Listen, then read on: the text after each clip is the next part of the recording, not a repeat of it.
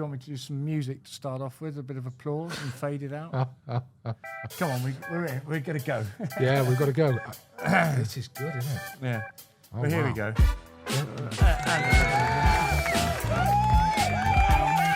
Right, I'll tell you that. Fade that away. Yeah. Hey, listen, I'll tell you what, I could listen to that, do a bit of jive, and we don't have to do the podcast, do we? We're live. We're recording, John, now. We're what? Recording. So, you know. Hey, remember VT editor, that's got to go, right? I can go back. We can do a bit of that, just in case. Okay? Got to think. Right, Okay, let's go. let's go. Let's go. Hi, Serious. John. Good afternoon. Yes. Yeah, how are you keeping, sir? I'm keeping very well, actually, Dan. yeah, Yeah, I'm feeling good. It's good to catch up with you. We're mid-January now, and Wow. it's cold outside, so I'm rather hoping that we can warm things up over the next few minutes in our podcast. Yeah, definitely. So- I'm sure we can, Dan. So straight in on the subject, I just thought LGfL update from you, John. Where are we now? Well, gosh. Well, we're off to a flying start. New term. Yeah. Yeah. Gosh, things started well. Yeah, pretty much everybody came back and things worked, right? So job number one was everyone can get onto the internet, hopefully on day one. And yes, I can proudly say absolutely right. That's good. But on a more serious note, we've been lots of work going on. We've been continuing to grow. So we continue to expand nationally into Essex, into the Midlands, and now increasingly up north with with the co-op. Yeah, big groups, big Matt's joined us. There's lots of orders coming in and being processed, and the onboarding team are keeping very busy doing milestones for April delivery, and that's good to see all Indeed. across the home counties and elsewhere. So Yeah, yeah. NGfL is out there in about 80 local authorities, I think now. You know what? I Maybe think more. I think it's a lot more now, Dan. Yeah. Yeah.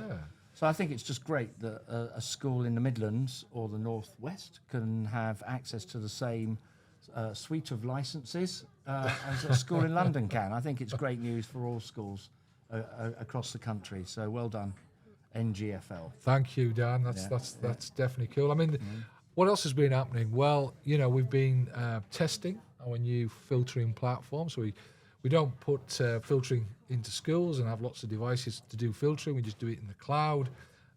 We're spending a lot of money. I thought I'd lost the lottery, not won the lottery. But I mean, the serious point is, we need next generation scalable filtering for schools that meets the key requirements that we have to meet, but also allows schools to do a lot more than they can do today. And I'm really, we've got schools now using it in our pilot beta phase. And this is the product's going to be called School Protect, or is that a working title? School Protect is the platform, and obviously it's the parallel version of Home Protect, which of course we built and deployed during COVID to keep up to 200,000 kids safe whilst working remotely. So now we've got Home Protect for home and School Protect for schools based on, as I say, next I think generation it's tech. going to have enhanced reporting built in. It's cloud-based, and I know a lot of schools out there are still buying in tins that sit in racks and take up space and use up power. Indeed, not a good idea at the cost, moment. And cost a lot of money. Yeah. And we've got something that ticks all the boxes. Not allowed to say that expression, ticks all the boxes, but conforms with latest legislation, which is good news for schools. Enhanced reporting, and I quite like the fact that an element of decryption is going to be included. Oh my goodness me! Yeah, if schools want to now, they can decrypt everything. Of course, they'll have to tick a box. Oh, didn't mean to use that phrase. Yeah. They will buy into that process, sign an agreement that sets out what's required, and they will be able then to decrypt the traffic. The reason that's important is most internet traffic now is encrypted. And that makes filtering, as people would appreciate, a lot more complicated. So decrypting it allows us to read the traffic and actually make the filtering even more effective. There than is it is some today. education content on other platforms where where you really don't want to have most of what that platform includes coming through to schools. So you can block all of that and allow what you need, whether it's a curriculum resource or whatever. I think that's good news for schools. It absolutely, and what else has been happening? Well, we're planning ahead on the network, as you'd expect. There's only one way that the internet's going, and that's more and more and more use. As schools, pull out things from the cloud, they stream increasingly high-quality video into the classrooms. And in fact, I should mention this, Dan, actually. One of the big things that LGfL succeeded in, remember this. Now, during the World Cup, England had a game during the day. Yes. It was a very important game, wasn't it? It was a very important game. Was it on a Friday? Well, I can tell you it was during the day. Now, good old LGfL, of course, let everyone beam that traffic, that match into every classroom if they wanted to. And thousands and thousands and tens of thousands of schools and classrooms actually did that. And I always remember there's one head teacher who shall remain nameless in Morecambe was telling me that everybody was watching the England game. And I think it was a proud moment because actually other networks weren't able to allow schools, if they wanted to stream that live football game into the classrooms because they simply didn't have the capacity. Good old LGfL, can you keep up? Yes, we can, and we beamed it in, which I think was an incredible achievement. But we are continuing seriously to think about the next stages in the evolution of the network. We're already thinking, secondary schools are going to be going, and Matt's going to be wanting multi-gig services within the foreseeable future. And LGfL's plan is just to make that a seamless upgrade. We are obviously focused a lot on how we make things more resilient. Yes. And again, there's going to be some announcements coming up soon about what we're going to do for schools to make everything even more reliable than it is today. Yeah. But also, there's going to be something coming at the next conference. Yeah. Tell us about the next conference, John. The next conference, 24th of Feb. We thought, what a great idea to have a conference then. It's a Friday. But the reason seriously for this, so I think we're really concerned, for example, with cybersecurity. The threat is increasing. We're seeing more events. I'm sure colleagues in schools are picking that up. And I think what we want to do is help schools mitigate the world's challenge around hackers and attacks and activity, malware, you name it. So we want to say a bit more about the conference. But what did we launch yesterday? Ooh, tell me. You don't know? Come on. I'm finding it difficult to keep up, John, to be quite honest. What have you gone and done now? Well, there was a very important event yesterday. We launched the School Security Audit, yes. National Schools Security Audit, which we did in partnership with... Oh, I don't know. Schools... I send these emails around the office. I don't know if any other heads are watching this or any other executives. Yeah. You send these emails out. Does anybody actually read them? Is there any way we can get a link onto this podcast of where schools need to go? Yeah, we'll make sure. But the serious point, Dan, sorry to interrupt you, but the serious point is that we did the National Security Audit with the National Cyber Security Centre, NCSC. We surveyed schools to find out, what their feelings were in terms of the risk. This follows up the survey we did with them previously in 2019, and we're going to circulate and make that report available to every school in the country. And we're going to send out a brochure to as many schools as we can find as well. It's free. Yeah. We want schools to be aware of the challenges, what schools are worrying about, and also best practice in terms of mitigation of those risks. And that plays into the conference because, again, we'll be wanting to do a lot and say a lot about all the things we're doing and can do to support schools protect themselves. And this is an example of LGfL collaborating with NCSE? It is. Yeah. NCSC, yes. Yeah. And yes, schoolaudit.lgfl.net, I think, is the link to go to. We'll put the link in. I'm sitting here now thinking I don't get that wrong myself.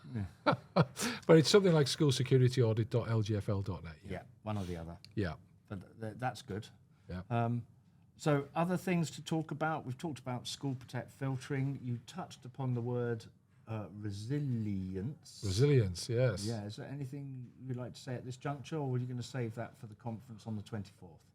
We're certainly very much focused on... One of the things is, because schools are now in the cloud, we need, you can't, be effective as a school if the cloud's not accessible, right?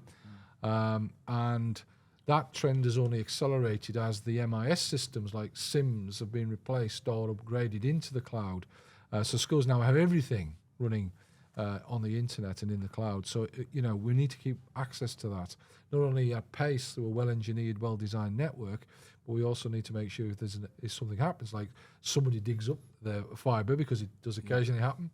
We've had, believe it or not, we've had underground electrical explosions which have taken out equipment. Somebody has accidentally cut a wire somewhere, or rats have eaten it. You name it, something can happen, it seems to me, with telecommunications networks. But the key thing is, how do we make sure that we mitigate those risks? One of the additional options is an additional line or way out to the internet should that primary connection fail. There's so much work going on there with partners to design that, make it cost effective and scale it across thousands and thousands of schools. I look forward to that sort of bedding itself in and getting it out to our schools so they can see and have a choice of options available to them depending on their geography and location and needs and wants. Yeah, I mean, that's it. Not everyone, it's not a one size fits all. Clearly some schools are much bigger. They'll have a different solution to the schools that are smaller. And also, as you say, Dan, quite rightly, geography affects things. Some types of faster networks are available in some parts of the UK and in other parts they're not. So it's a complex landscape, but we're on it. So, well, look, on the 24th, we have the conference here in Liverpool Street. Yep. And safeguarding, digital strategy and cybersecurity will be three things on the agenda. Yeah. And then after that, the following month, towards the back end of March, there's the Bet Show. Oh, gosh. Here we go again. It never stops.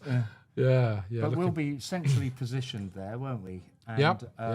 we would love any of our viewers or who are going to Bet to make a beeline for the LGfL stand. We'd love to catch up with you and showcase the LGfL vibe, if we can call it that. It'd be good to meet you, whether you're an LGfL school or not, just to sort of showcase what we deliver in our subscriptions to schools. Yeah, I mean, the great thing about Bet is, it's as everyone knows, it's a great opportunity just to have a wander around and see new stuff, talk to people you haven't seen for ages.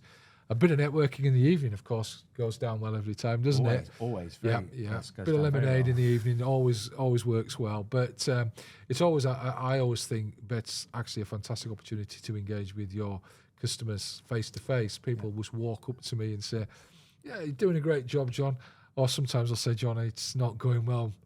It's not going well. Oh, you need to think about this."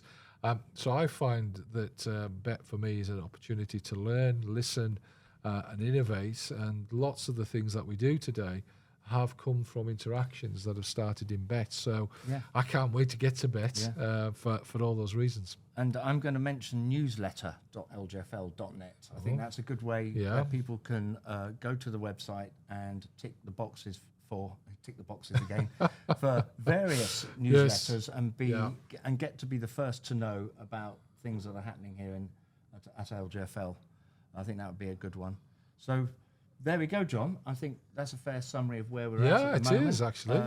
Lots of things coming up, lots of new services and safeguards and protections coming into view, which is great, on the horizon and coming in fast.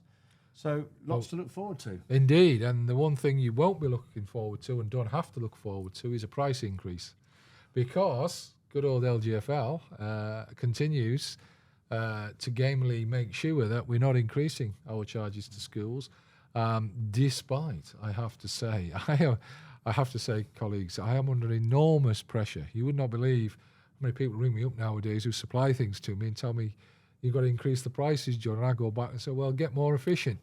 I think, it's really important, though, because schools, seriously are under so much pressure. Most of the costs are involved really in staffing and in fixed, in the building and in energy. And all of those things are under enormous strain at the moment. So the last thing that schools need is, bills that just keep going up from IT and networking and stuff like that. So rest assured, I'm holding the line, doing my very best to make sure that we keep prices where they are and improve them wherever we can. I think all school business managers listening will know exactly what you're saying and concur that everybody's trying to put their prices up. So isn't it quite nice to hear from LGfL that, you know, we can lock in that pricing for 100 services? I think it's great news for schools, and I hope that's of some interest to viewers out there, you know, in these troubled times. So yes, absolutely which right. covers a gamut a gamut of things. We won't go there. No, we not for this podcast. Well, you know, we haven't enough time, have we? But no, Dan, it's you know, it's also, though, as I say, it's great to see the schools back. It's great to see the new term get off to a good start. It's great to, you know, the fact is now we're well over 2 million users of our network every day. And, you know, we really want to kick on, I think. And as I say, the innovations, as you've mentioned them today, are coming. Yeah. So I'll stop there. Okay, and I think, you know, we got the music on. A chilly evening, music coming up. I think we've warmed up our viewers there with certain exciting things coming soon. So a bit of music. Here we go. Oh, I was premature there, wasn't I? You were indeed. Let me just bring it in there. Thanks for coming on the show, John.